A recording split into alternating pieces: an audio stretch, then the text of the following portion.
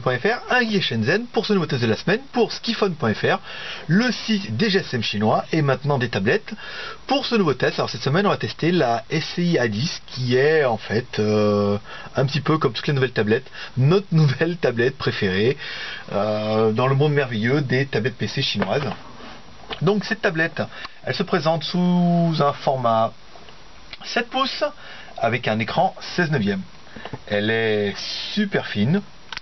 Au niveau de la connectique, donc on reprend bien une micro SD qui a été installée. Ça c'est la connectique pour l'alimentation. La jack, une sortie HDMI, une mini USB. Sur le dessus volume plus moins et un bouton on-off. Côté gauche, rien du tout. Et dessous, rien. La tablette est quand même super jolie, assez fine. Sur l'arrière, vous pouvez voir noter qu'elle est HD par son écran. La résolution de l'écran fait quand même 1024 par 600, donc on est quand même pas mal. Elle a les normes, elle a une sortie HDMI et tout bien. Donc vous voyez, comparé au iPad, elle est quand même petite, mais c'est aussi l'intérêt de la chose. Elle vous est livrée avec des câbles assez complets. Vous pouvez la recharger, vous voyez, en USB.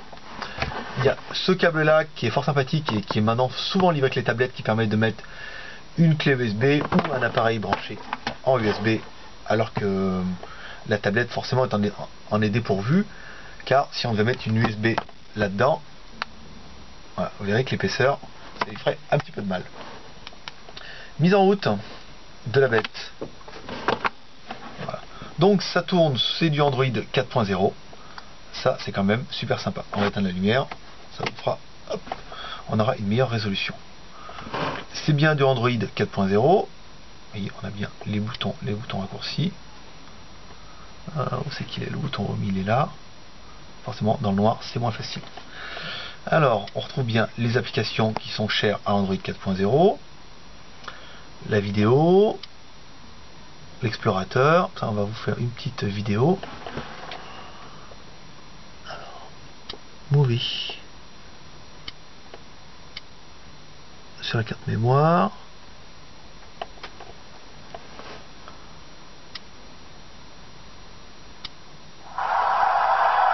Donc là c'est une grosse vidéo compressée en AGP, en 3GP. Donc forcément vous verrez pas bien la qualité, mais elle est capable de lire, en fonction du cahier des charges, elle est capable de lire pas mal de formats. Elle a bien sûr, on peut lire bien sûr la vidéo. Allez mon petit gars. J'ai un petit peu de mal dedans. C'est une discothèque, mais ça permet de lire de la vidéo, de la musique aisément. On revient sur la home.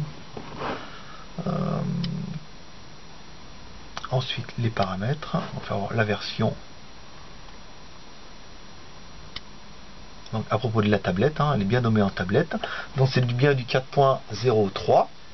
La batterie, c'est une 3000 mAh donnée par le fabricant pour 8 heures d'autonomie. C'est quand même pas mal. Elle dispose bien d'un appareil photo. Il ne faudra pas jouer dans le noir, vous allez voir, c'est une catastrophe. L'appareil photo qui est ici.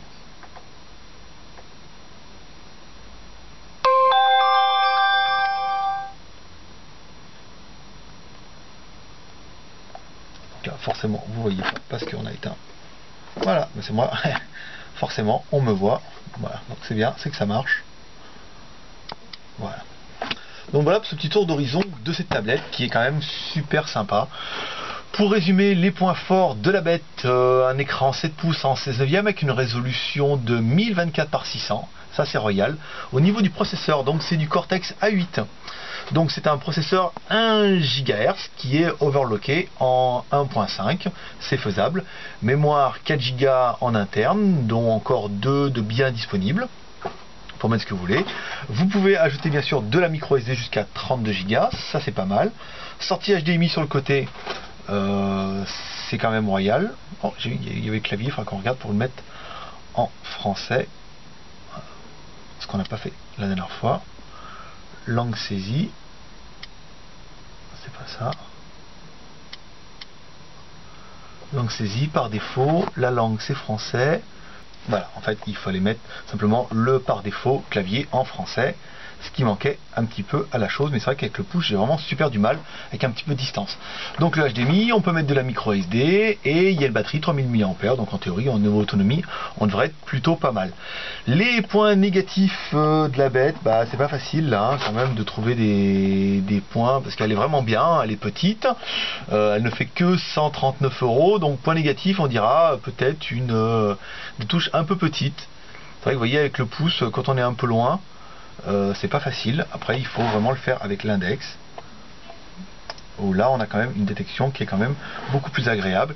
Elle est assez réactive, elle marche très bien, et bon voilà, à 140 € vous avez une tablette qui vaut quand même comme une très très bonne tablette du marché, et ça fait un modèle qui est sympa.